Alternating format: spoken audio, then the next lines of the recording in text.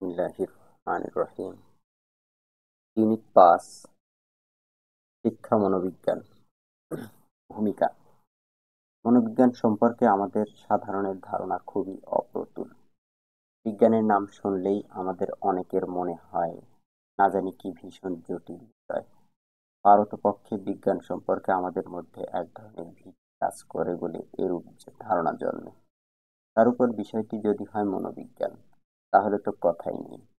বিষয়টি খুবই জটিল ও রহস্যাবৃত হবে বলে পূর্ব থেকেই ধারণা করে নিই।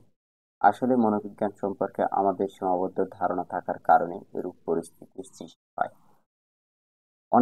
অনেকে ধারণা করে থাকেন মনোবিজ্ঞানের পাঠ করলে বোধহয় মানুষের মনের কথা বলে দেয়া যায় সহজে, কিংবা মনোবিজ্ঞানের সাহায্যে অন্যকে সহজে বশীকরণ করা যায়। আসলে এসব খুবই প্রচলিত ভ্রান্ত ধারণা।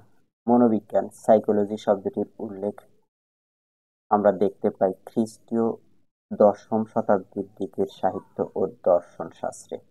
মনোবিজ্ঞান শব্দটি গ্রিক শব্দ সাইকি, মন বা আত্মা, এবং লোগোস, বিজ্ঞান থেকে এসেছে। শাব্দিক অর্থের দিক হতে এটি সহজেই অনুমেয় যে মনোবিজ্ঞান মন সম্বন্ধীয় বিজ্ঞান, কিন্তু মন বা আত্মা ব্যাপক ও জটিল বিষয়। এ সম্পর্কে মানুষের ধারণা খুবই সীমাবদ্ধ, এবং কোনো ঘটনার পরিপ্রেক্ষিতে মানুষ আচরণের মাধ্যমে যে প্রতিক্রিয়া প্রকাশ করে তা সহজেই পর্যবেক্ষণ ও ব্যাখ্যা করা যায়। এভাবে মনোবিজ্ঞান ক্রমশ আচরণ মনোবিজ্ঞানের রূপ লাভ করেছে। বাহ্যিক আচরণ ছাড়াও ঘটনার পর্যবেক্ষণ, পঠন ও অভিজ্ঞতার মাধ্যমে নানা বিষয়ে আমাদের ধারণা ও মনোভাবের পরিবর্তন হয়। সুতরাং আধুনিক মনোবিজ্ঞানীদের মতে মনোবিজ্ঞান হলো আচরণ ও মানসিক প্রক্রিয়াসমূহের বিজ্ঞানসম্মত পর্যালোচনা। ক্রাইডার ও অন্যান্য। ১৯৯৩। মনোবিজ্ঞানের একটি গুরুত্বপূর্ণ বিষয়গুলোর শিশুর বিকাশ, শিশুর শিখনে শিশুর বর্ধন, বিকাশের ভূমিকা অনস্বীকার্য। শিশুর শিখনের প্রথম ধাপ পরিবারের মাধ্যমে পেয়ে থাকে। আস্তে আস্তে শিশু তার চেনা গণ্ডি ছেড়ে বাহিরের জগতে মেলামেশা করতে শেখে। বাবা মা, ভাই বোনের পর শিশু তার খেলার সাথীদের সাথে ভাবের আদান প্রদান করে। খেলার সাথী ও প্রতিবেশীদের গণ্ডি পেরিয়ে একসময় তার চেনা জানার পরিসর আরও বিস্তৃত হয় বিদ্যালয়ে প্রবেশের মাধ্যমে। এখানে সে পায় তারই সমবয়সী সহপাঠী ও শিক্ষক।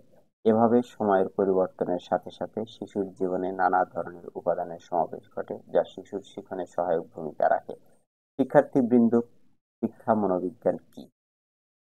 শিশুর বিকাশে সামাজিক পটভূমি এবং শিক্ষা মনোবিজ্ঞানে গবেষণা কেন প্রয়োজন ইত্যাদি বিষয়গুলো ইউনিট ৫ এর আলোচ্য বিষয়, যা ৩টি পাঠের মাধ্যমে উপস্থাপন করা হলো।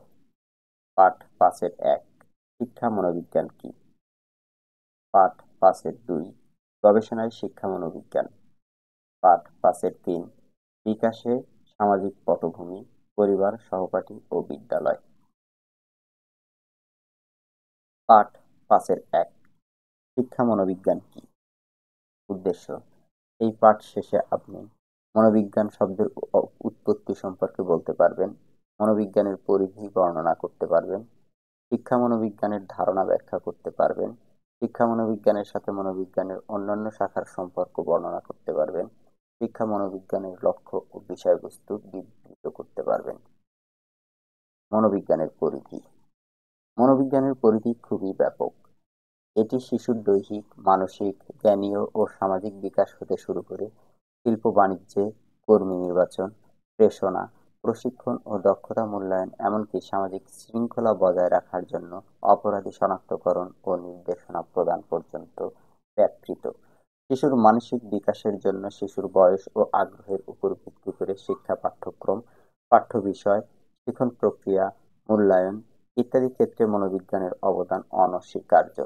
বর্তমান সময়ে প্রতিবন্ধিতা, হ্যান্ডিক্যাপড, শারীরিক বিকলতা, ইম্পেয়ার্ড, অক্ষমতা, ডিসেবলড তথা ব্যতিক্রমধর্মী বা বিশেষ চাহিদা সম্পন্ন শিশুদের মানসিক বিকাশেও অভূতপূর্ব অবদান রাখছে।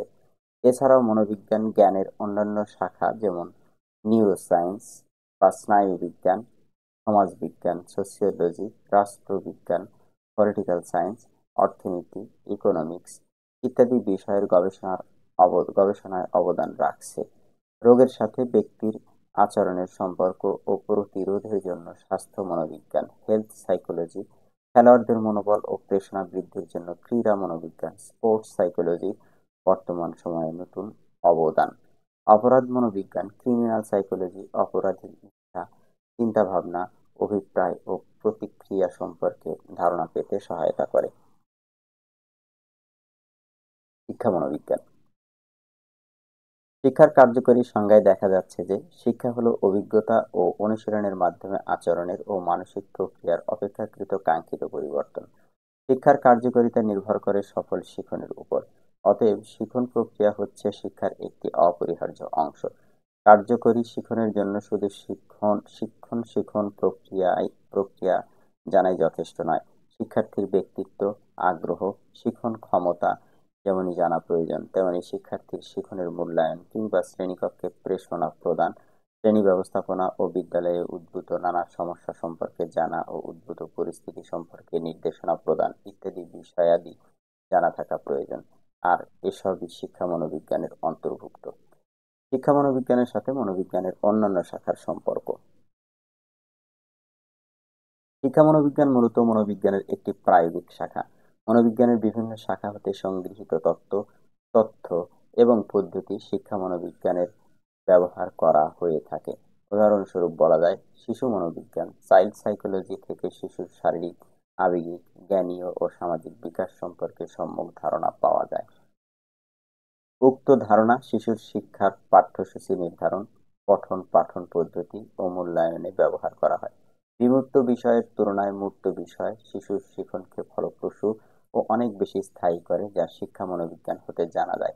তাই পাঠ্যসূচিতে ইতিহাসের ধারাবাহিক আলোচনায় 6 দফা দাবির মতো বিমূর্ত ধারণার তুলনায় বীরশ্রেষ্ঠ মতিউর রহমানের জীবনী আগে স্থান পায়, কেননা শিশুদের কাছে বীরশ্রেষ্ঠ মতিউর রহমানের জীবনী আলোচনা অনেক বেশি মূর্ত বিষয় এবং বাস্তব উদাহরণ। আবার বয়ঃসন্ধি মনোবিজ্ঞান, অ্যাডোলেসেন্স সাইকোলজি হতে বয়ঃসন্ধিকালীন শারীরিক ও মানসিক পরিবর্তন সম্পর্কে ধারণা পাওয়া যায়। এই অনুযায়ী মাধ্যমিক স্তরের পঠন পাঠন কার্যক্রম এবং শিক্ষার্থীর মানসিক স্বাস্থ্য নির্দেশনা ইত্যাদি কার্যক্রম পরিচালনা করা হয়। মনোবিজ্ঞানের পরিসংখ্যানগত তত্ত্ব এবং তথ্য বিশ্লেষণ পদ্ধতি শিক্ষা মনোবিজ্ঞানে ব্যাপকভাবে ব্যবহৃত হয়। শিক্ষা পরিমাপ ও মূল্যায়নে এসব মনোবৈজ্ঞানিক পরিসংখ্যানগত ধারণা শিক্ষার্থীর অর্জন পরিমাপ, তুলনা এবং অর্জনের সাথে অন্যান্য প্রভাবকের তুলনা করতে সহায়তা করে। শিখন ও শিক্ষার্থী বিষয়ক গবেষণায় অহরহই মনোবিজ্ঞানের পদ্ধতিগুলো ব্যবহৃত হয়। শিক্ষা মনোবিজ্ঞানের লক্ষ্য ও বিষয়বস্তু। শিক্ষার 4টি মূল উপাদান হলো শিক্ষার্থীর বয়সভিত্তিক শিক্ষার লক্ষ্য নির্ধারণ, সেই অনুযায়ী বিষয়বস্তু নির্ধারণ ও শ্রেণী ভিত্তিক বন্টন, শিখন প্রক্রিয়া ও অর্জিত শিখন ফলের মূল্যায়ন। শিক্ষা কার্যক্রম কার্যকরভাবে পরিচালনার জন্য উপরোক্ত 4টি উপাদান প্রত্যক্ষভাবে শিক্ষা মনোবিজ্ঞানে ব্যবহৃত হয়। প্রথমত, যে কোনো শিক্ষা কার্যক্রম পরিচালনার আগে আমরা এর লক্ষ্য ও উদ্দেশ্য নির্ধারণ করি। লক্ষ্য ও উদ্দেশ্য শিক্ষার্থীর চাহিদা, আগ্রহ ও ক্ষমতা অনুযায়ী নির্ধারিত করতে সহায়তা করে শিক্ষা মনোবিজ্ঞান। উক্ত লক্ষ্য ও উদ্দেশ্য অর্জনের জন্য কোনো বিষয় বস্তুর অন্তর্ভুক্তকরণ ও তার উপস্থাপন শিক্ষার্থীর জন্য সবচেয়ে উপযোগী বলে তা চিহ্নিত করতে মনোবৈজ্ঞানিক ধারণা সহায়তা করে। এই রকমভাবে নির্ধারিত বিষয়বস্তু কোনো পদ্ধতিতে পাঠদান করলে বা উপস্থাপন করলে শিক্ষার্থীর সর্বোচ্চ এবং কার্যকর শিখন নিশ্চিত হবে মনোবিজ্ঞান সেই সম্পর্কে দিক নির্দেশনা দিয়ে থাকে। বয়স, ব্যক্তি স্বাতন্ত্র্য এবং বিষয় ভিন্নতা অনুযায়ী অর্জিত শিখন শিক্ষার্থীদের আচরণের কাঙ্ক্ষিত পরিবর্তন আনতে পেরেছে কিনা এবং এই পরিবর্তন স্থায়ী কিনা তা জানা যায় শিক্ষা মনোবৈজ্ঞানিক পরিমাপ পদ্ধতির সাহায্যে। সুতরাং শিক্ষা মনোবিজ্ঞান শিক্ষার একটি গুরুত্বপূর্ণ অংশ। শিক্ষা বা শিক্ষার্থী হলো শিক্ষা মনোবিজ্ঞানের অধ্যয়নের বিষয়বস্তু। শিক্ষা মনোবিজ্ঞান শিশুর সামগ্রিক বিকাশ তথা শিশুর মানসিক, প্রক্ষোভিক, ইমোশন, জ্ঞানীয় ও সামাজিক বিকাশ সাধন বিষয় নিয়ে আলোচনা করে। জন্মের পর থেকে ধীরে ধীরে প্রত্যক্ষণ বা পারসেপশন, স্মৃতি, মেমোরি, চিন্তন, থিঙ্কিং, কল্পনা, ইমাজিনেশন ইত্যাদির মাধ্যমে শিশুর মানসিক বিকাশ, মেন্টাল ডেভেলপমেন্ট সাধিত হয়ে থাকে। এসব মানসিক বিকাশই হলো বৌদ্ধিক বিকাশ, ইন্টেলেকচুয়াল ডেভেলপমেন্ট, যা শিখন বা লার্নিং, পরিণমন বা ম্যাচুরেশন এবং শিক্ষার উপর নির্ভর করে। শিশুর সামগ্রিক শিখন প্রক্রিয়া বা লার্নিং প্রসেস তথা শিশু কিভাবে শেখে, শিখনের নিয়মাবলী, লস অফ লার্নিং, শিশুর ব্যক্তি স্বাতন্ত্র্য, শিশুর আগ্রহ, আবেগ ও ক্ষোভের বা ইমোশন এর সাথে শিখনের সম্পর্ক, শিখনকে স্থায়ী ও ত্বরান্বিত করার জন্য প্রেরণা বা মোটিভেশন, নির্দেশনা বা গাইডেন্স, শিখন মূল্যায়ন পদ্ধতি ইত্যাদি শিক্ষা মনোবিজ্ঞানের আওতাধীন। শিখন শিখন শিক্ষা মনোবিজ্ঞান পাঠের একটি বড় আলোচ্য বিষয়। অভিজ্ঞতা ও অনুশীলনের মাধ্যমে আচরণের অপেক্ষাকৃত স্থায়ী পরিবর্তনই হলো শিখন। এটি একটি জটিল মানসিক প্রক্রিয়া। মনোবিজ্ঞানীরা মানব শিখনকে আচরণবাদ, জ্ঞানমূলক মতবাদ, গঠনবাদ, এমনকি জৈবিক ভিত্তি দ্বারা ব্যাখ্যা করেছেন। যেমন আচরণবাদীরা শিখনকে মনে করেন সব রকমের শিখনের জন্য কতগুলো শর্ত উপস্থাপন থাকা প্রয়োজন। শিখনের জন্য একটি প্রয়োজনীয় শর্ত হলো সংযোগ বা অ্যাসোসিয়েশন, অর্থাৎ অতীতে সংঘটিত দুটি ঘটনার মধ্যে সংযোগ স্থাপনের মাধ্যমে শিখন সংঘটিত হয়। শিখনের আরেকটি পূর্বশর্ত হলো বলবৃদ্ধি বা রিইনফোর্সমেন্ট। প্রধান প্রধান আচরণ মনোবিজ্ঞানীদের ও মধ্যে রাশিয়ার শরীরবিদ প্যাভলভের আইপি প্যাভলভ, চিরায়ত সাপেক্ষণ ক্লাসিক্যাল কন্ডিশনিং, স্কিনারের করণ শিখন বা ইনস্ট্রুমেন্টাল লার্নিং উল্লেখযোগ্য। জ্ঞানমূলক মনোবিজ্ঞানীরা মনে করেন সংযোগ বা বল বৃদ্ধি নয়, বরং বয়সের সাথে সাথে পরিণমনই মানব শিখনের জন্য দায়ী। জ্ঞানমূলক মনোবিজ্ঞানীদের পুরোধা জ্যাপ পিয়াজে মনে করেন শিশুর ভিন্ন ভিন্ন বয়সের স্তরে ভিন্ন ভিন্ন শিখন সাধিত হয়। অন্যদিকে গাঠনিক মনোবিজ্ঞানীরা শিখনের জন্য সামাজিক মিথস্ক্রিয়াকে গুরুত্বপূর্ণ অংশ হিসেবে চিহ্নিত করেছেন। আধুনিক শিক্ষা মনোবিজ্ঞানীরা শিখনকে প্রযুক্তি বিজ্ঞানের সহায়তায় জৈবিক ও স্নায়ুগত ভিত্তির জন্য ক্রমাগত গবেষণা চালিয়ে যাচ্ছেন। প্রেষণা কার্যকরী শিক্ষণের জন্য শুধুমাত্র সুন্দর শিখন পদ্ধতি যথেষ্ট নয়। শিশুকে শিখন গ্রহণের জন্য উপযুক্তভাবে উদ্দীপিত করাও একজন শিক্ষকের দায়িত্ব। বয়স, ব্যক্তিত্ব এবং শিশুর পারিপার্শ্বিক অবস্থার ভিন্নতায় শিশুর ভিন্ন ধরনের উদ্দীপনার দরকার হতে পারে। শিশুকে শিখনের জন্য উপযুক্ত উদ্দীপনা প্রদান করাই হলো শিক্ষা মনোবিজ্ঞানের প্রেষণা বা মোটিভেশন। প্রেষণার উপর শিক্ষা মনোবিজ্ঞানের ব্যাপক গবেষণা রয়েছে, তার মধ্যে মাসলো এর চাহিদা তত্ত্ব উল্লেখযোগ্য। বুদ্ধিমত্তা ও ভিন্নতা প্রকৃতির অন্যান্য অংশের মতোই মানব সন্তান ও ভিন্নতা নিয়ে জন্মগ্রহণ করে। এই ভিন্ন যেমন তার শারীরিক গঠনে, ঠিক তেমনি তার মননেও। প্রতিটি শিশুই স্বতন্ত্র, অর্থাৎ শিশুর ব্যক্তিত্ব, বুদ্ধিমত্তা, আবেগের ভিন্নতা রয়েছে। এই ভিন্নতা শিশুর শিখনে এবং বিকাশে ব্যাপক প্রভাব রাখে। শিক্ষা মনোবিজ্ঞান বিভিন্ন অভিজ্ঞার মাধ্যমে শিশুর শিখনের মাত্রা, ব্যক্তিত্বের বৈশিষ্ট্য চিহ্নিত করে তার জন্য উপযুক্ত শিখন প্রণালী প্রণয়নে সহায়তা করে। যেমন বুদ্ধিমত্তা অভিজ্ঞার মাধ্যমে তার জন্য বিশেষ শিক্ষার চাহিদা পূরণ করা হয়। অধুনা শিক্ষা মনোবৈজ্ঞানিক তত্ত্ব যেমন হাওয়ার্ড গার্নার এর বহুমুখী বুদ্ধিমত্তা মনে করে প্রতিটি শিশুই কোনো না কোনো বুদ্ধিমত্তার অধিকারী। শ্রেণী শিখনে এসব বুদ্ধিমত্তার ধারণাকে ব্যবহার করে প্রত্যেক শিশুর সুপ্ত বা লুক্কায়িত বুদ্ধিমত্তাকে উদ্দীপ্ত করা সম্ভব। আবেগ আবেগ একটি মানসিক প্রক্রিয়া যা সরাসরি মানব আচরণকে প্রভাবিত করে। শিক্ষা মনোবিজ্ঞানীরা শিশুর আবেগকে বিস্তারিত আলোচনার মাধ্যমে শিশুর সর্বোচ্চ শিখন এবং মানসিক স্বাস্থ্য সুনিশ্চিত করেন।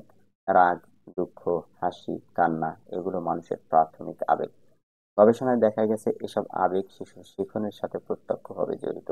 শিশু কোনো সুনির্দিষ্ট বিষয়ে তখনই ভালো ফলাফল করে যখন বিষয়টির সাথে ভালো লাগা জড়িত থাকে। শিশুকে তার বয়স অনুযায়ী আবেগের চাহিদা মোতাবেক পাঠদান করতে পারলে সর্বোচ্চ শিখন সম্ভব। উপদেশনা ও নির্দেশনা শিশুর শারীরিক স্বাস্থ্যের ন্যায় মানসিক স্বাস্থ্য শিশুর সামগ্রিক বিকাশে খুবই গুরুত্বপূর্ণ। প্রাথমিক কিংবা মাধ্যমিক যে শ্রেণীতে অধ্যয়ন হোক না কেন, শিশুকে বিদ্যালয়ে দিনের একটা নির্দিষ্ট সময় অতিবাহিত করতে হয়। পারিবারিক কিংবা সামাজিক নানা কারণে অথবা শিশুর বয়ঃসন্ধিকালীন আবেগিক পরিবর্তনের ফলে হতাশা, মানসিক দ্বন্দ্বসহ নানা ধরনের সমস্যার উদ্ভব হয়। ফলে শিক্ষা প্রতিষ্ঠানে একজন পরামর্শদাতা, কাউন্সিলর নিয়োজিত থাকলে তিনি শিশুকে তার সমস্যা কাটিয়ে ওঠার জন্য প্রয়োজনীয় উপদেশনা ও নির্দেশনা প্রদান করতে পারেন। শিখন শেখানো ও শ্রেণী ব্যবস্থাপনা। মনোবিজ্ঞানের শিখন তত্ত্বগুলো ব্যবহার করে শিক্ষক কিভাবে শিক্ষার্থীর সম্মুখে উদ্দিষ্ট পাঠ উপস্থাপন করবেন তা শিক্ষা মনোবিজ্ঞানের একটি বড় অংশ। ছোটদের জন্য পেডাগোজি এবং বয়স্কদের জন্য অ্যান্ড্রাগোজি নামে শিক্ষা মনোবিজ্ঞান শিখন শেখানোর নানা পদ্ধতির উপর ক্রমাগত গবেষণা পরিচালনা করে। এসব গবেষণা বহুল প্রচলিত বক্তৃতা পদ্ধতির কার্যকারিতা বৃদ্ধির জন্য নানা ধরনের পরিপূরক মাধ্যম, ছবি, ভিডিও ক্লিপিংস এর জন্য সুপারিশ করে। ঠিক তেমনি অধুনা বহুমুখী বুদ্ধিমত্তা শিখন শেখানো পদ্ধতি অথবা ইন্টারেক্টিভ বা ভার্চুয়াল ক্লাসরুমের মতো উদ্ভাবনী শিখন শেখানোর পদ্ধতিগুলোর কার্যকারিতা যাচাই করে থাকে।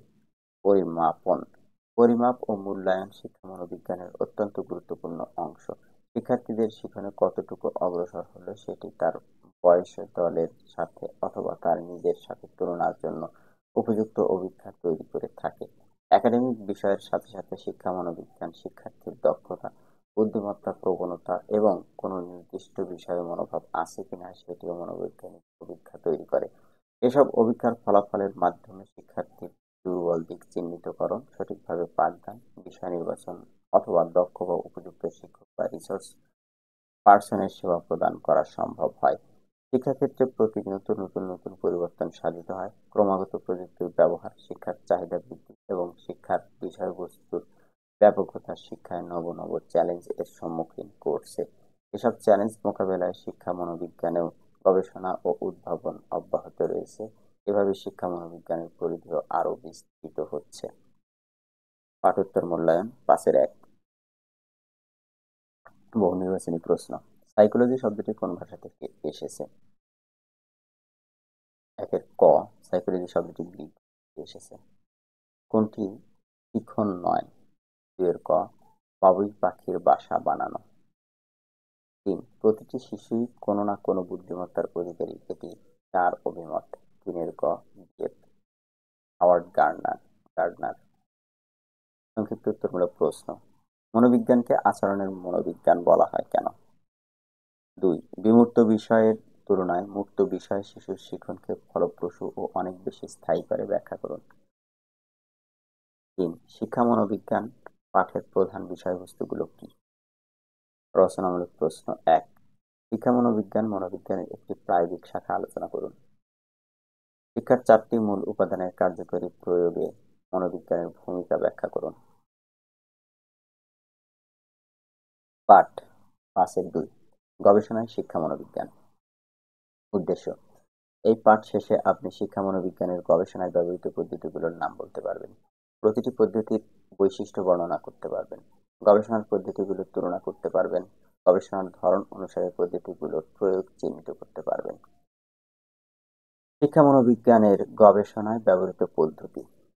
শিক্ষা মনোবিজ্ঞান একটি স্বতন্ত্র একাডেমিক ডিসিপ্লিন হিসেবে বিকশিত হওয়ার সাথে সাথে এর একটি নিজস্ব গবেষণা পদ্ধতিও প্রতিষ্ঠিত হয়েছে। একই সাথে বিজ্ঞান ও সামাজিক বিজ্ঞান অনুষদের বৈশিষ্ট্য বিরাজমান থাকায় অন্যান্য মানববিদ্যার ন্যায় শিক্ষা মনোবিজ্ঞানের গুণগত ও পরিমাণগত দুটি গবেষণা পদ্ধতি সমানভাবে ব্যবহৃত হয়। এই কারণে শিক্ষা মনোবিজ্ঞানের গবেষণা পদ্ধতির পরিধি ও ভিন্নতা রয়েছে। নিম্নে শিক্ষা মনোবিজ্ঞানের প্রধান প্রধান পদ্ধতিগুলো বর্ণনা করা হলো। পরীক্ষণ পদ্ধতি। শিক্ষা মনোবিজ্ঞান একটি গবেষণামূলক বিজ্ঞান হিসেবে বিজ্ঞানের অন্যান্য শাখার ন্যায় ব্যাপকভাবে পরীক্ষণ পদ্ধতি ব্যবহার করে। পরীক্ষণ পদ্ধতির প্রধান বৈশিষ্ট্য হলো একটি নির্দিষ্ট বিষয়ে কার্য-কারণ কজ ইফেক্ট সম্পর্ক যাচাই এবং যাচাই পদ্ধতিটি বারংবার করা সম্ভব। যেমন কোন একটি নির্দিষ্ট শিক্ষা উপকরণ টিচিং এইড কতটা কার্যকরী বা শিক্ষণের ফলাফলের সাথে কি ধরনের সম্পর্ক রয়েছে তা যাচাই করা। ধরা যাক সমমেধা সম্পন্ন সপ্তম শ্রেণীর দুটি ক্লাসের মধ্যে একটি নতুন শিক্ষা উপকরণের ব্যবহারের সাথে শিক্ষার্থীর শিক্ষণের সম্পর্ক আছে কিনা তা যাচাই করতে চাই। চিত্র 1, সপ্তম শ্রেণীর একটি দল ক কে একজন শিক্ষক মাল্টিমিডিয়ার মতো একটি শিক্ষা উপকরণ ব্যবহার করে পাঠদান করলেন। সপ্তম শ্রেণী দল ক, সপ্তম শ্রেণী দল খ। দল ক শিক্ষক মাল্টিমিডিয়ার ব্যবহার করে পাঠদান করলেন। দল খ শিক্ষক গতানুগতিকভাবে পাঠদান করলেন। শিক্ষণে মাল্টিমিডিয়া প্রজেক্টরের কার্যকারিতা যাচাই। একই সমমানের আরেকটি দল খকে গতানুগতিকভাবে পাঠদান করলেন।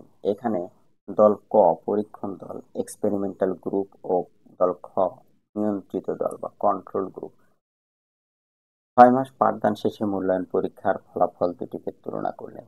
যদি মাল্টিমিডিয়া ব্যবহারের মাধ্যমে পাঠদান করা দল ক খ এর তুলনায় নম্বর বেশি পায়, তবে ধারণা করা যেতে পারে যে মাল্টিমিডিয়া প্রযুক্তি ব্যবহারের কারণে শিক্ষার্থীদের শিখনে প্রভাব ফেলেছে। পরীক্ষণ পদ্ধতির মাধ্যমে প্রাপ্ত ফলাফল থেকে কার্য-কারণ সম্পর্কটি সরাসরি পরিসংখ্যানগতভাবে প্রকাশ করা যায়, কিন্তু মানব আচরণের বৈচিত্র্যতা ও জটিলতার কারণে কোনো বৈশিষ্ট্যের ফলে কোন কার্য-কারণ হবে তা নির্ণয় করা সবসময় সম্ভব হয় না। পদার্থ কিংবা রসায়ন বিজ্ঞানের গবেষণায় বিভিন্ন শর্তাদি যেমন পরীক্ষাগারে নিয়ন্ত্রণ করা সম্ভব, কিন্তু মানব আচরণ, ঘটনা প্রবাহ এবং পরিবেশের প্রভাব নিয়ন্ত্রণ করা দুরূহ ব্যাপার। যেমন উপরোক্ত পরীক্ষায় সমমেধার দ্বারা দল ভাগ করলেও 6 মাসের ব্যবধানে শিক্ষার্থীর ব্যক্তিগত মনোভাব, মানসিক স্বাস্থ্য অথবা স্বাস্থ্য, পারিবারিক ঘটনা শিক্ষার্থীর ফলাফলকে প্রভাবিত করতে পারে। সুতরাং একমাত্র মাল্টিমিডিয়া প্রযুক্তির ব্যবহারই শিক্ষার্থীর ভালো ফলাফলের প্রভাব ফেলেছে এরূপ নিশ্চিত করে বলা যায় না। কেস স্টাডি পদ্ধতি। পরীক্ষণ পদ্ধতি যেমন ব্যাপক অংশগ্রহণকারীর উপর প্রয়োগ করে ফলাফলকে সাধারণীকরণ করা হয়, কেস স্টাডিতে অল্প কিছু সংখ্যক অংশগ্রহণকারীকে নিয়ে বিষয়বস্তুটিকে গভীরভাবে দেখা হয়। এই পদ্ধতিতে ব্যক্তির নানা ঘটনাকে সন্নিবেশিত করে সেগুলোকে বিশ্লেষণ করে গবেষণা প্রক্রিয়াটি চালানো হয়, অথবা গবেষণার বিষয়টি বিভিন্ন ব্যক্তির জীবনে কিভাবে সংঘটিত হয়েছে, কেন সংঘটিত হয়েছে সেগুলোর সাথে যোগসূত্র স্থাপনের মাধ্যমে ঘটনাটি ব্যাখ্যা করা হয়। সাধারণত যেসব ঘটনা পুনরাবৃত্তি করা সম্ভব হয় না, সেক্ষেত্রে কেস স্টাডি পদ্ধতি ব্যবহার করা হয়। যেমন মাধ্যমিক বিদ্যালয়ে কিছু সংখ্যক শিক্ষার্থীর আত্মহত্যা প্রবণতা বা স্কুল পলায়ন গবেষণার জন্য হয়তো অনেক সংখ্যক শিক্ষার্থী পাওয়া যাবে না। সেক্ষেত্রে কিছু সংখ্যক শিক্ষার্থীর তথ্য বিশ্লেষণের মাধ্যমে বিষয়টি গভীরভাবে অনুধাবন করা সম্ভব। কেস স্টাডিতে গবেষণার তথ্য আহরণের জন্য অংশগ্রহণকারীর ব্যবহৃত ডায়েরি, ব্যক্তিগত ব্যবহৃত জিনিসপত্র ও সংশ্লিষ্ট পারিপার্শ্বিক ব্যক্তির সাক্ষাৎকার ইত্যাদির মাধ্যমে ব্যক্তির সম্পর্কে তথ্য সংগ্রহ করা হয়। কেস স্টাডির মূল উদ্দেশ্য হচ্ছে কোনো ব্যক্তি বা ঘটনা সম্পর্কে গভীরভাবে জানা। যেহেতু কেস স্টাডি গবেষণাটি অল্প কিছু ব্যক্তি ও ঘটনাকে কেন্দ্র করে পরিচালিত হয়, সেহেতু গবেষণালব্ধ ফলাফলটি সাধারণীকরণ বা সবার উপর প্রয়োগ করা যায় না। বিকাশমূলক পদ্ধতি। শিশুর জ্ঞানীয়, আবেগিক, শারীরিক ও মানসিক বৈশিষ্ট্য বয়সের সাথে সাথে একটি ধারাবাহিকতায় বিকশিত হয়। শিশুর সঠিকভাবে শিক্ষা লাভের জন্য বিকাশের এই গতিপথকে জানা একান্ত প্রয়োজন। বিকাশমূলক পদ্ধতি শিশুর ধারাবাহিক বিকাশকে জন্ম পূর্ববর্তী সময় থেকে পূর্ণতা প্রাপ্তি পর্যন্ত বিকাশের বিভিন্ন দিক পর্যবেক্ষণ করে থাকে। তাই এই পদ্ধতি একটি সময় ও শ্রম সাপেক্ষ গবেষণা পদ্ধতি। তবে সাধারণত গবেষকেরা গবেষণার সুবিধার্থে শিশুর কোনো নির্দিষ্ট বয়সক্রম বা বয়সসীমা ধরে গবেষণাটি পরিচালনা করে থাকেন। যেমন বিখ্যাত মনোবিজ্ঞানী পিয়াজে তার নিজের শিশু সন্তানের উপর গবেষণা পরিচালনা করে শিশুর জ্ঞানীয় বিকাশের তথ্য প্রদান করেছেন। এই গবেষণাটি যেহেতু বেশ দীর্ঘ সময়ব্যাপী পরিচালনা করতে হয়, সেহেতু অনেক গবেষণার ক্ষেত্রে এটি একটি উপযুক্ত ধারণা হিসেবে ব্যবহৃত হতে পারে না। চিকিৎসামূলক পদ্ধতি। মনোবিজ্ঞানের অনেক তত্ত্ব এবং তত্ত্বাদি এবং গবেষণা পদ্ধতি চিকিৎসা মনোবিজ্ঞান হতে আহরিত। এর একটি প্রধান কারণ হলো শিক্ষার্থীর মানসিক স্বাস্থ্য শিক্ষার কার্যকারিতার সাথে ওতপ্রোতভাবে জড়িত। মানসিক দ্বন্দ্ব, দুশ্চিন্তা, বিষণ্ণতা, মানসিক চাপ, অপরাধবোধ, হীনমন্যতা, আতঙ্ক, ভীতি, উৎকণ্ঠার মতো মানসিক অবস্থা শিক্ষার্থীর স্বাভাবিক জীবন যাপনকে বাধাগ্রস্ত করে। এছাড়াও বর্তমানে মাধ্যমিক বিদ্যালয় হতে শুরু করে তরুণ সমাজের মাদকাসক্তি শিক্ষার্থীকে সামাজিক জ্ঞানীয়ভাবে নিষ্ক্রিয় করে দিচ্ছে, এমনকি মৃত্যুর ঝুঁকির দিকে ঠেলে দিচ্ছে। শিক্ষা মনোবিজ্ঞান এসব বিষয় নিয়ে গবেষণার জন্য শিক্ষামূলক পদ্ধতি বহুলভাবে ব্যবহার করে থাকে। Sigmund Freud, Carl Jung, Alfred Adler এই গবেষণা পদ্ধতির প্রধান পুরোধা। এই পদ্ধতিতে সিগমন্ড ফ্রয়েড এর অবাধ অনুষঙ্গ ফ্রি অ্যাসোসিয়েশন কিংবা প্রতিফলন ও পরীক্ষার মাধ্যমে গবেষণায় অংশগ্রহণকারী ব্যক্তির মানসিক অবস্থার তথ্য সংগ্রহ করা হয়। যেমন, অবাধ অনুষঙ্গ পদ্ধতিতে ব্যক্তিকে একটি উপযুক্ত পরিবেশে রেখে তার মন বা চিন্তায় যে কথার উদ্রেক হয় তা দ্বিধাহীনভাবে প্রকাশ করতে বলা হয়। মনোচিকিৎসক এই কথাগুলোকে বিশ্লেষণ করে ব্যক্তির অবচেতন মনের দ্বন্দ্ব থেকে যে মানসিক আচরণ বৈষম্য দেখা দিয়েছে সেগুলো নির্ণয় করতে পারেন। চিকিৎসামূলক পদ্ধতির জন্য দীর্ঘ অভিজ্ঞতা এবং গভীর বিশ্লেষণ প্রয়োজন হয়। অনেক ক্ষেত্রেই গবেষক ভেদে এই বিশ্লেষণের ফলাফলে ভিন্নতা দেখা যায়, যা এই গবেষণা পদ্ধতির একটি সীমাবদ্ধতা। পরিসংখ্যান পদ্ধতি।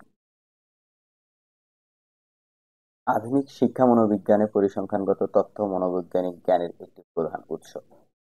বিভিন্ন গবেষণায় সংগৃহীত তথ্যগুলোকে গাণিতিক বিশ্লেষণের মাধ্যমে ব্যক্তির মানসিক সংগঠন, আচরণের সম্ভাব্যতা এবং কোনো নির্দিষ্ট ব্যক্তি বা ঘটনা সম্পর্কে মনোভাব পরিমাপ করা যায়।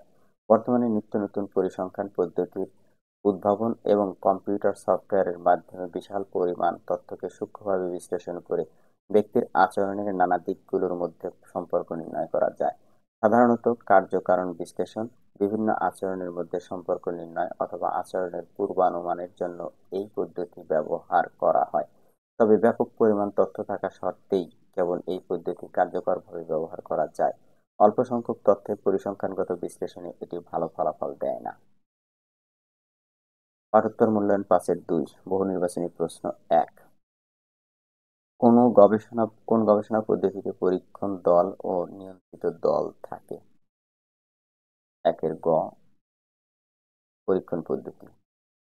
২ একজন শিক্ষার্থীর নিয়মিত শ্রেণীকক্ষে অনুপস্থিতির কারণ অনুসন্ধানে কোন পদ্ধতি সবচেয়ে বেশি উপযোগী? ২ খ কেস স্টাডি। ৩ কোন গবেষণা পদ্ধতিটির জন্য দীর্ঘ সময়ের প্রয়োজন হয়? গ বিকাশমূলক পদ্ধতি। সংক্ষিপ্ত উত্তরমূলক প্রশ্ন ১। কোন ধরনের গবেষণার জন্য চিকিৎসামূলক পদ্ধতি ব্যবহার করা হয়ে থাকে? ২ অধিক তথ্য বিশ্লেষণের জন্য কোন পদ্ধতিটি ব্যবহার করা হয়? ৩ কোনো একটি শিক্ষণ পদ্ধতির কার্যকারিতা যাচাইয়ের জন্য কোন পদ্ধতিটি ব্যবহার করা হয়? রচনামূলক প্রশ্ন ১। শ্রেণীকক্ষে গতানুগতিক বক্তৃতা পদ্ধতির তুলনায় দলীয় আলোচনা শিক্ষার্থীদের জন্য শিখনে অধিক কার্যকরী ভূমিকা রাখে। শিখনের এই দুটি পদ্ধতির কার্যকারিতার তুলনার জন্য গবেষক হিসেবে আপনি কোন গবেষণা পদ্ধতি ব্যবহার করবেন এবং কেন? আলোচনা করুন। ২ ইংরেজি বা বিজ্ঞান বিষয়ে শিক্ষার্থীদের ভীতি দূরীকরণে গবেষণার কোন পদ্ধতিটি ব্যবহার করা যুক্তিযুক্ত? ব্যাখ্যা করুন। পাঠ ৫-৩ বিকাশের সামাজিক পটভূমি, পরিবার, সহপাঠী ও বিদ্যালয়। উদ্দেশ্য: এই পাঠ শেষে আপনি শিশুর বিকাশে পরিবারের ভূমিকা সম্পর্কে বলতে পারবেন। শিশুর বিকাশ ও ইকোলজিক্যাল সিস্টেম থিওরির ৪টি স্তর ব্যাখ্যা করতে পারবেন। শিশুর প্রতিপালন সম্পর্কে বর্ণনা করতে পারবেন। শিশুর বিকাশে শিশু প্রতিপালনের গুরুত্ব বিবৃত করতে পারবেন। পরিবার। শিশু বিকাশে পরিবার শিশুর সর্বপ্রথম এবং সবচেয়ে দীর্ঘস্থায়ী প্রতিষ্ঠান। অন্যান্য প্রাণীর তুলনায় মানব শিশুর বিকাশ অনেক ধীর এবং স্বাবলম্বী হবার পূর্ব পর্যন্ত অনেক সময়ের জন্য শিখন ও সহায়তার প্রয়োজন হয়। পৃথিবীর প্রায় সবকটি সমাজ ব্যবস্থায় পরিবার রয়েছে এবং পরিবারই শিশুর বিকাশের দায়িত্ব নিয়ে থাকে। পরিবার ও পরিবারের সদস্যরাই শিশুর সারা জীবনের সম্পর্কের বন্ধনে আবদ্ধ থাকে। সমাজের একক হিসেবে পরিবারের মাধ্যমে শিশুর ভাষা, সামাজিক নিয়মকানুন, মূল্যবোধ, শিক্ষা ও সংস্কৃতির প্রথম পাঠটুকু অর্জন করে। একইভাবে পরিবারের মাধ্যমেই সামাজিক ও আবেগিক দ্বন্দ্ব যেমন হিংসা, বিদ্বেষ ও সম্পর্কের টানাপোড়েন ইত্যাদি শেখে। পরিবারই হচ্ছে সামাজিকীকরণের মূল মাধ্যম। আমেরিকার psychologist Urie Brenner ecological system থিওরিতে দেখিয়েছেন যে শিশু, পরিবার, সমাজ এবং তার পারিপার্শ্বিক পরিবেশের একটি বহুমাত্রিক সম্পর্কের মধ্য দিয়ে বেড়ে ওঠে। শিশুর বিকাশ ও ইকোলজিক্যাল সিস্টেম থিওরি। প্রতিটি শিশু কতগুলো জন্মগত বৈশিষ্ট্য নিয়ে জন্মগ্রহণ করে। এসব বৈশিষ্ট্য শিশুর ব্যক্তিত্ব, শিখন, আবেগ ও আচরণকে নির্দেশিত করে। সামাজিকভাবে বসবাস করার কারণে শিশুর এই বৈশিষ্ট্যের কারণে পরিবার, প্রতিবেশী, বৃহত্তর সমাজ, প্রথা, ঐতিহ্য, মিডিয়া, এমনকি রাষ্ট্রীয় নীতি ও আইন কানুন দ্বারা প্রভাবিত হয়। যেমন একটি শিশু জিনগত বৈশিষ্ট্যের কারণে বুদ্ধি প্রতিবন্ধী অথবা উচ্চতর বুদ্ধিমত্তার অধিকারী হতে পারে। পরিবারের মনোভাব এবং প্রচেষ্টা বুদ্ধি প্রতিবন্ধী শিশুকে স্বাবলম্বী হতে সাহায্য করে। রাষ্ট্রীয় প্রতিবন্ধী বান্ধব আইন বা রাষ্ট্রীয় ভাতা শিশুকে অর্থনৈতিকভাবে স্বাবলম্বী করতে পারে। একইভাবে পরিবারের নেতিবাচক মনোভাব বা রাষ্ট্রের উদাসীনতা শিশুটিকে অক্ষম এবং অর্থনৈতিকভাবে অন্যের উপর নির্ভরশীল করে তুলতে পারে। শিশুর বিকাশকে পরিপূর্ণভাবে বোঝার জন্য তাই শিশুর ব্যক্তিগত বৈশিষ্ট্য ছাড়াও তার পরিবার ও সে যে পরিবেশ, সমাজ ও রাষ্ট্রে বসবাস করছে সেটি সম্পর্কে জানা একান্ত প্রয়োজন। শিশুর বৃদ্ধি ও বিকাশে পরিবার, সমাজ ও রাষ্ট্রের এই মিথস্ক্রিয়াই হলো ইকোলজিক্যাল সিস্টেম থিওরির মূল কথা। ব্রনফেন-ব্রেনার ইকোলজিক্যাল সিস্টেম থিওরিতে শিশুর পরিবেশকে 5টি স্তরে ভাগ করেছেন। প্রতিটি স্তর শিশুর বিকাশ ও শিখনে শক্তিশালী প্রভাব রাখে। নিম্নে ইকোলজিক্যাল সিস্টেম থিওরির প্রতিটি স্তর আলোচনা করা হলো। ছক দেওয়া আছে: laws, values, customs, works place, friends, neighbour, extended family, এক্সোসিস্টেম।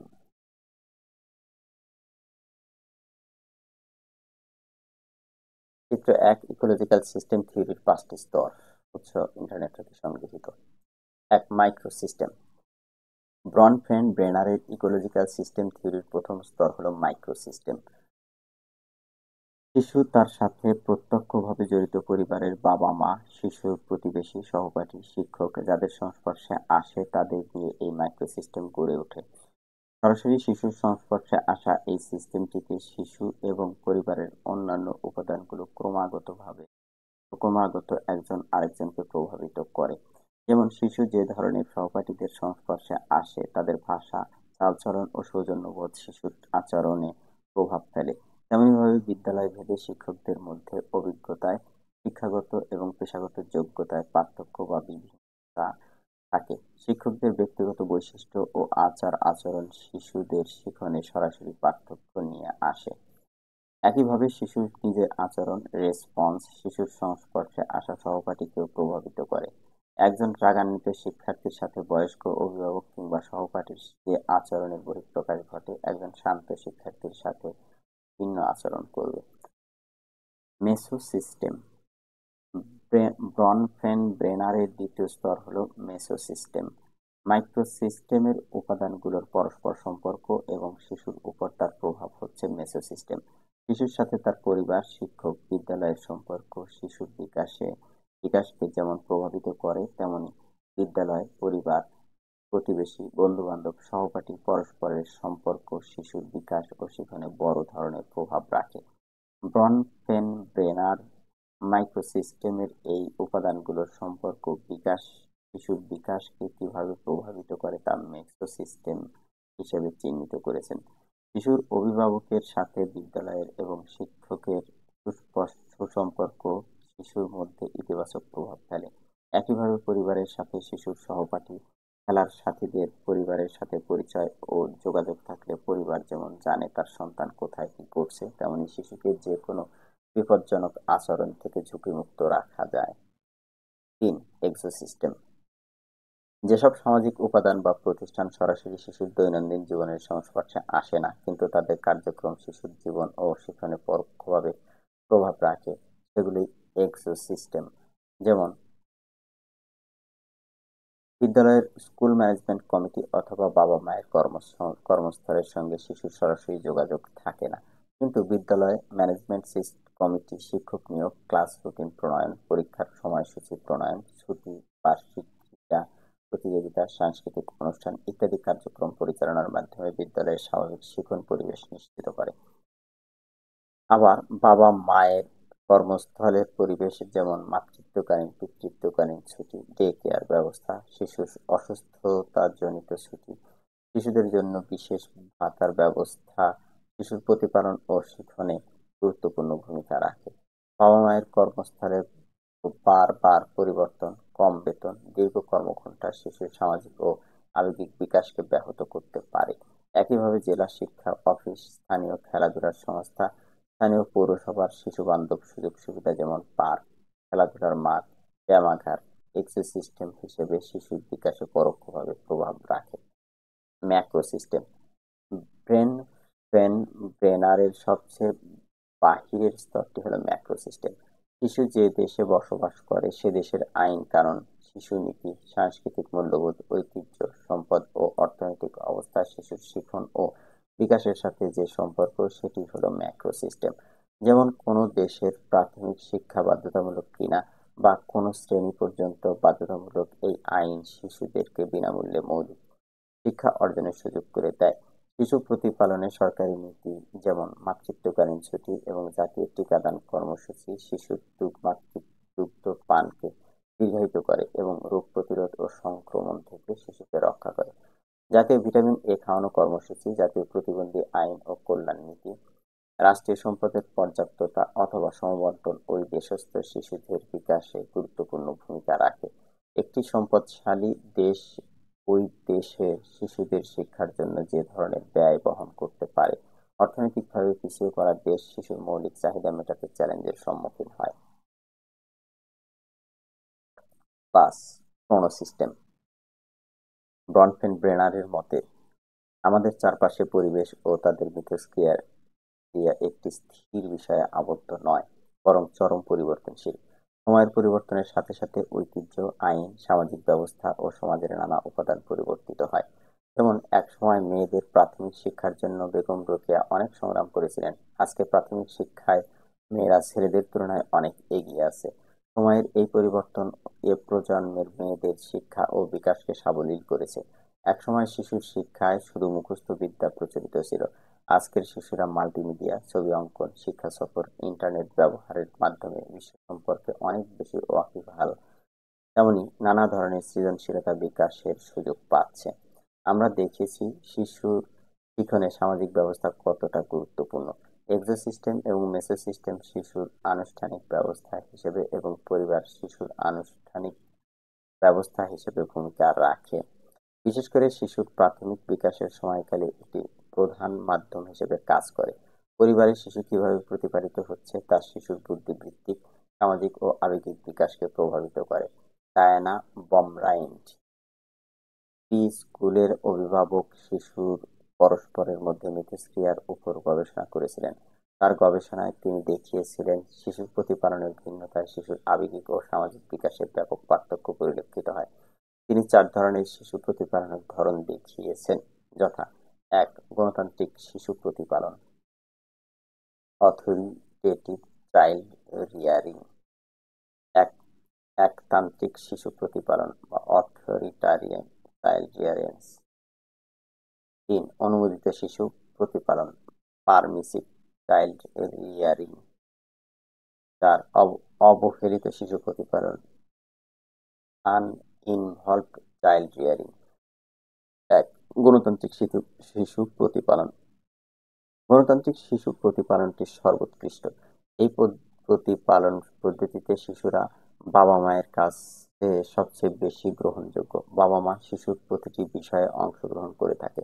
তারা শিশুর প্রতি উষ্ণ, মনোযোগী, ধৈর্যশীল এবং শিশুর প্রয়োজনের প্রতি যত্নশীল। তারা শিশুর সাথে একটি আনন্দদায়ক ও আবেগিক সম্পর্ক গড়ে তোলে। শিশুর সাথে সম্পর্ক বজায় রাখার জন্য শিশুর কোনো চাহিদাকে পূরণের ক্ষেত্রে বা কোনো মতাদ্বন্দ্বে তারা শিশুর সাথে কথা বলেন এবং সমঝোতার মাধ্যমে সমাধান করেন। শিশুর স্বাধীনতার ব্যাপারেও তারা খুব কঠোর বা খুব নমনীয় না হয়ে মধ্যম পন্থা অবলম্বন করেন। ফলশ্রুতিতে শিশু স্বাধীনভাবে কাজ করার ও স্বতঃস্ফূর্তভাবে চিন্তা করার সুযোগ পায়। শিশুরা পরিবারের মাধ্যমে সমঝোতা শেখার কারণে বিদ্যালয়ে সামাজিক সম্পর্ক তৈরির ক্ষেত্রে পারদর্শী হয়। বাবা মা ও পরিবারের সাথে ভালো সম্পর্ক এবং স্বাধীনভাবে চিন্তা করার সুযোগ থাকার কারণে তারা আত্মপ্রত্যয়, পড়াশোনার প্রতি প্রচেষ্টা, উচ্চ মাত্রায় থাকে এবং পড়াশোনায় ভালো করতে দেখা যায়। 2. একতান্ত্রিক শিশু প্রতিপালন, অথরিটারিয়ান চাইল্ড রিয়ারিং। যেসব পরিবারে একতান্ত্রিক শিশু প্রতিপালন দেখা যায় তারা মূলত শিশুকে সহজভাবে গ্রহণ করতে পারে না এবং শিশুর যে কোনো বিষয়ে কম অংশগ্রহণ করে থাকে। তারা মনে করেন শিশুদের বোঝার ও সিদ্ধান্ত নেওয়ার ক্ষমতা কম। শিশুরা সবসময় বড়দের কথা শুনবে এবং বড়দের কথা মতোই চলবে। শিশুর ইচ্ছা আকাঙ্ক্ষাকে সহজে মেনে নিতে চান না। এসব পরিবার সাধারণত শিশুদের কঠোর নিয়ন্ত্রণের মধ্যে রাখতে চান। এসব নিয়ন্ত্রণের জন্য তারা শাস্তি ও তিরস্কার করে থাকেন। শিশুর প্রতি এরূপ একতান্ত্রিক আচরণ শিশুর মধ্যে হীনমন্যতার জন্ম দেয় এবং স্বাধীনভাবে চিন্তা করার ক্ষমতা হারিয়ে ফেলে।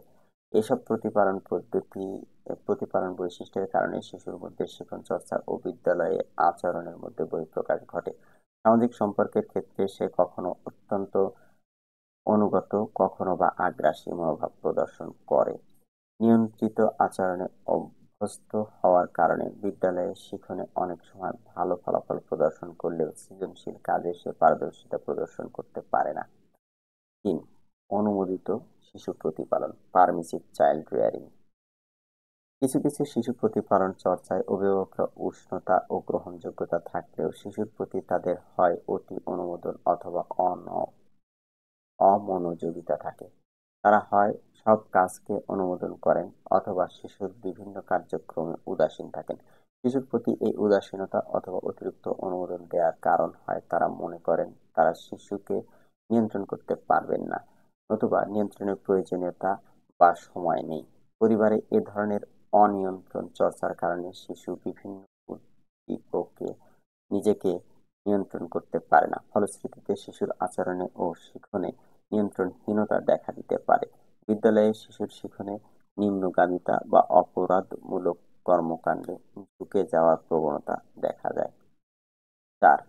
অবহেলিত শিশু প্রতিপালন, আনইনভলভড চাইল্ড রিয়ারিং। যেসব পরিবারে শিশু সহজভাবে গৃহীত হয় না এবং অভিভাবক ও পরিবারের অন্যান্য সদস্যদের শিশুর প্রতি সম্পৃক্ত হতে পারে না, এই পরিবারগুলো অবহেলিত শিশু প্রতিপালন হিসেবে চিহ্নিত হয়। এসব পরিবারে শিশুর অভিভাবক ব্যক্তিগত, মানসিকভাবে বিপর্যস্ত থাকার কারণে সে মানসিক ও আবেগিকভাবে শিশুর সাথে সম্পৃক্ত হতে পারে না। বেশিরভাগ ক্ষেত্রে এসব অভিভাবক ব্যক্তিগত হতাশা, উৎকণ্ঠা, বিষণ্ণতা কিংবা মাদকাসক্তির কারণে মানসিকভাবে ব্যতিব্যস্ত থাকেন। ফলশ্রুতিতে শিশু পরিবার থেকে শুধু স্নেহ, মায়া, মমতা, ভালোবাসা বা উষ্ণতাই হারায় না, শিশু তার মানসিক পীড়নের সময় অভিভাবকদের কাছ থেকে মানসিক সাহায্য থেকে বঞ্চিত হয়। পরিবারের অবহেলাজনিত কারণে মানসিক সাপোর্ট ছাড়াও শিশুর দৈনন্দিন চাহিদা পূরণ হতে বঞ্চিত হয়। নিয়মিত অবহেলা শিশুর মধ্যে নিম্নমাত্রার আবেগিক নিয়ন্ত্রণ, আত্মপ্রত্যয়, আত্মবিশ্বাস তৈরি করে। এসব শিশুরা বিদ্যালয়ে একাডেমিক ফলাফলে দুর্বল হতে পারে এবং অসামাজিক কাজে জড়িয়ে পড়ার ঝুঁকি থাকে। ডায়ানা বমব্রায়েন মূলত 4টি শিশু প্রতিপালনের প্যাটার্নের কথা বলেছেন। শিশু প্রতিপালনে বিভিন্ন পরিবার এই 4টি অথবা এই 4টির সমন্বয়ে শিশু প্রতিপালন করে থাকেন। তবে ধরনগুলো যেমনই হোক না কেন, পরিবারে শিশুর প্রতি গ্রহণযোগ্যতা, নিয়ন্ত্রণ এবং স্বাধীনতা শিশুর ব্যক্তিত্ব, সামাজিক এবং জ্ঞানীয় বিকাশে প্রত্যক্ষ ভূমিকা পালন করে। পারিবারিক ধরন শিশুকে বিদ্যালয়ে সফলভাবে খাপ খাওয়াতে এবং কাঙ্ক্ষিত একাডেমিক ফলাফল অর্জনে সহায়তা করে। পাঠোত্তর মূল্যায়ন 5-3। বহু নির্বাচনী প্রশ্ন 1, সামাজিকীকরণের মূল মাধ্যম কোনটি? 1 ক, পরিবার। 2, কোনটি একতান্ত্রিক শিশু প্রতিপালনের বৈশিষ্ট্য? 2 ক, অভিভাবকের চাহিদাকে গুরুত্ব দেয়া। 3, কোনটি মাইক্রোসিস্টেম এর অন্তর্ভুক্ত নয়? 3 খ, রাষ্ট্র। সংক্ষিপ্ত উত্তরমূলক প্রশ্ন, ইকোলজিক্যাল সিস্টেম থিওরির মূল কথা কি? 2, গণতান্ত্রিক পরিবারের বড় হওয়া শিশুর বিদ্যালয়ে কি ধরনের আচরণ প্রতিফলিত হয়? রচনামূলক প্রশ্ন 1, ব্রনফেন-ব্রেনারের মেসো ও মাইক্রোসিস্টেম কিভাবে একজন মাধ্যমিক শ্রেণীর কিশোরীর বিকাশ ও শিক্ষণে প্রভাব রাখতে পারে উদাহরণ সহ আলোচনা করুন। 2, শিশু প্রতিপালনের পদ্ধতিগুলো শিশুর শিখনের উপর কিরূপ বিরূপ প্রভাব রাখে উদাহরণ সহ ব্যাখ্যা করুন। Thanks for patient listening. জাযাকুমুল্লাহ খায়রান।